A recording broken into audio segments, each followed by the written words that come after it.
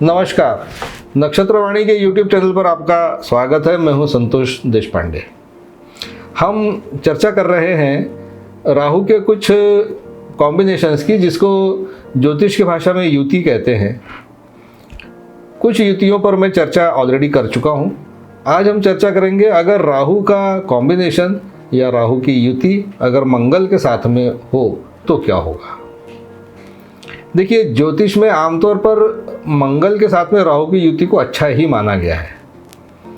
इसके कोई बहुत बुरे प्रभाव देखने में नहीं आए हैं, या बशर्ते कि इनका जो स्थान है वो 6वां, 8वां, 12वां ना हो तो आम, या 9वें घर में कभी कभी बाधा उत्पन्न करता है। मंगल भी बाधा उत्पन्न करता है।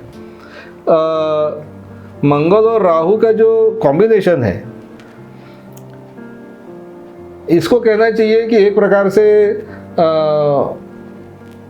जिस प्रकार से जंगल का हाथी होता है और उस हाथी के ऊपर एक महावत बैठा होता है, तो राहु को जो है हाथी की संज्ञा दी गई है और मंगल को उस हाथी को के ऊपर एक अंकुश लेकर के, उसके हाथ में एक लोहे का एक डंडा होता है जिसको अंकुश कहते हैं, तो उस अंकुश के जरिए वो उस हाथी को नियंत्रित करता है। तो हाथी की जो अपरिमित शक्ति है, उसका जो बल है, उस बल को मंगल नियंत्रित करता है। अगर वो अच्छे घरों में बैठा है और उसका जो सिग्निफिकेंस है, उसके द्वारा रिफ्लेक्ट किए जाने वाले हाउसेस, भाव, वो अगर अच्छे हैं, तब ये इसका कई गुना फल व्यक्ति के जीवन में देखने में आता है, खास तौर से राहु की। अब ये जो ग्रहों का क्रम बना है, आप देखिए महादशाओं का जो क्रम होता है उसमें पहले केतु से शुरू करते हैं। केतु की महादशा शुरू होती है, उसके बाद में केतु के बाद में शुक्र महादशा आती है जो 20 साल की होती है। शुक्र के बाद में सूर्य की महादशा आती है जो 6 वर्ष की होती है। उसके बाद में चंद्रमा की महादशा आती है जो 10 वर्ष की होती है, और चंद्रमा के बाद में फिर मंगल की महादशा आती है जो 7 वर्ष की होती है, और मंगल के बाद में राहु की महादशा आती है। तो ये जो महादशाओं का क्रम होता है, ये हमारे ऋषि मुनियों ने बड़ा सोच समझ करके बनाया है। मंगल के ठीक बाद में राहु की महादशा। तो अगर किसी व्यक्ति को मंगल की महादशा आई है और उसकी कुंडली में मंगल और राहु ये दोनों कॉम्बिनेशन में बैठे हुए हैं, तब तो उसका और सही रिफ्लेक्शन के साथ बैठे हुए हैं, 2, 6, 10, 11 दिखा रहे हैं, 7वां घर भी दिख रहा है, 4था घर भी पर्याप्त दिख रहा है, या 3रा घर भी। तो ये जो राहु और मंगल का जो कॉम्बिनेशन है, उस व्यक्ति के जीवन में उसकी जो उम्मीदें होती है, उसकी जो आकांक्षाएं होती है, उसकी जो अपेक्षा होती है, उससे बढ़कर के उस व्यक्ति को जीवन में परिणाम देखने को मिल सकते हैं।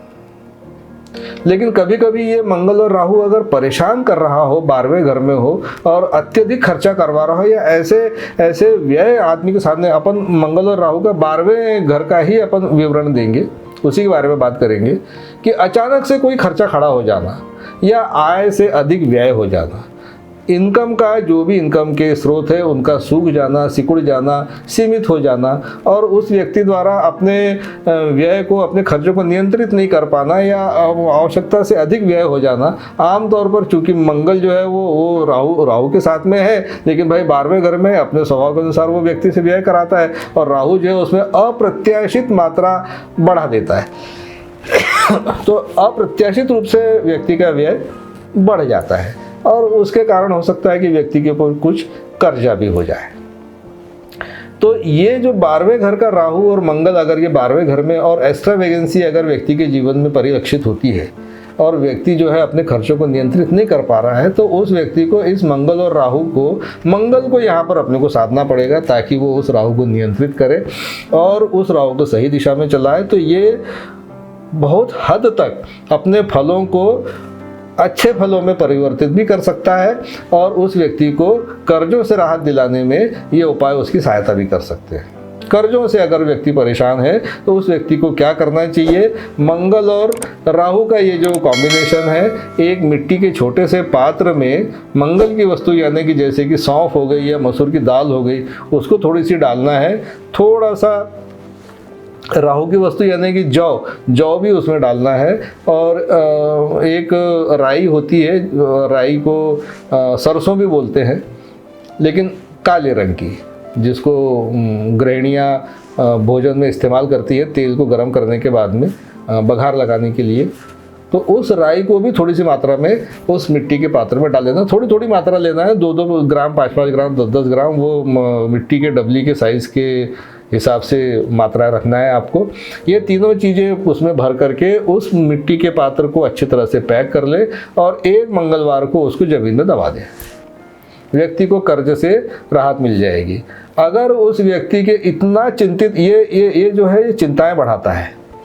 अगर कई बार मेरे देखने में आया है कि ये राहु जो है वो चिंताएं इस प्रकार की होती है कि उस व्यक्ति को ऐसा लगता है कि कहीं मेरा घरबार न बिक जाए, यानी कर्ज की स्थिति ऐसी हो सकती है, या कुछ ऐसे कोर्ट के प्रकरण हो सकते हैं, उसे लगता है कि मेरा कहीं ऐसा तो ना हो सामने वाला व्यक्ति कोर्ट चला जाए, मेरे ऊपर केस कर दे, और मैंने वो जो कल्पना होती है, कल्पनाशीलता इतनी प्रबल हो जाती है उसकी नेगेटिवली कि वो व्यक्ति अपना कल्पना में देखता है कि वो उसका मकान भी बिक गया, उसका कोर्ट ने उसका मकान भी जब्त कर लिया है और वो कर्जे में डूबा हुआ है, उसके बर्तन भांडे बिक गए हैं। होता सब कल्पना में ही है, लेकिन व्यक्ति बुरी तरह से भयभीत हो जाता है।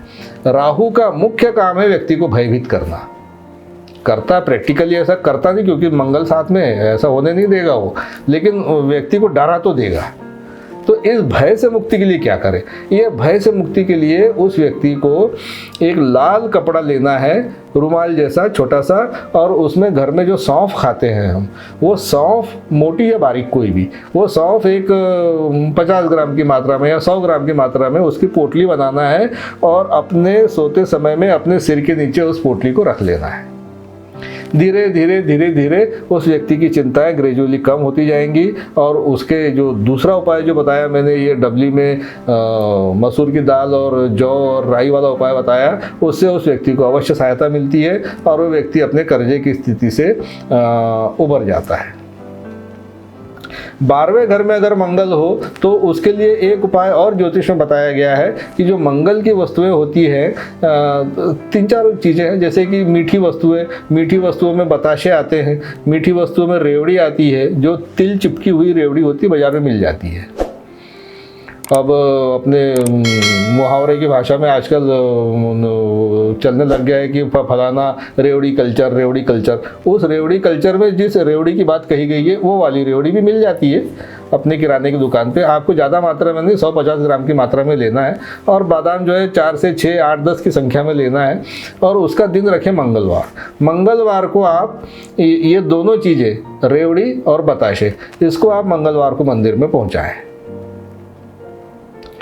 एक काम और किया जा सकता है कर्ज से मुक्ति के लिए कि सिंदूर जो महिलाएं लगाती है, सिंदूर की छोटी छोटी पुड़िया बनाएं आप, और सिंदूर की पुड़िया बना करके मंगलवार या शनिवार या दोनों दिन उस पुड़िया को हनुमान जी के मंदिर में अर्पित कर दें। रखना है, वो सिंदूर हनुमान जी को चढ़ाना नहीं है, ये पुड़िया रखना भर है वहाँ पर।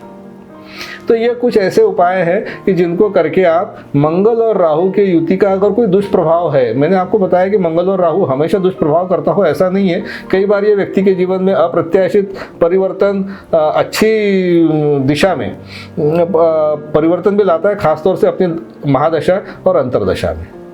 तो फिर भी अगर मंगल और राहु की अगर किसी व्यक्ति को इस प्रकार की परेशानियां हैं कि वो कर्जे से परेशान है या घर की स्थिति से परेशान है और उसको बहुत भय लगा रहता है, किसी अप्रत्याशित, उसको पता नहीं रहता कि मेरे साथ क्या होने वाला है, कुछ अनजाना भय उसके मन में है, तो उस व्यक्ति को ये वाले उपाय अवश्य कर लेना चाहिए। और ये उपाय करके और उसका जो भी उसको फ़ायदा हुआ है या नहीं हुआ है, किस हद तक फ़ायदा हुआ है, लाभ हुआ है, आप कमेंट करके और हमारे कमेंट बॉक्स में अवश्य बताइए। आज का वीडियो आपको कैसा लगा, इसके ऊपर हमें आपकी कमेंट की प्रतीक्षा रहेगी। आज की वीडियो में बस इतना ही, मिलते हैं अगले किसी वीडियो में किसी नए विषय के साथ में। तब तक के लिए अनुमति दीजिए। नमस्कार।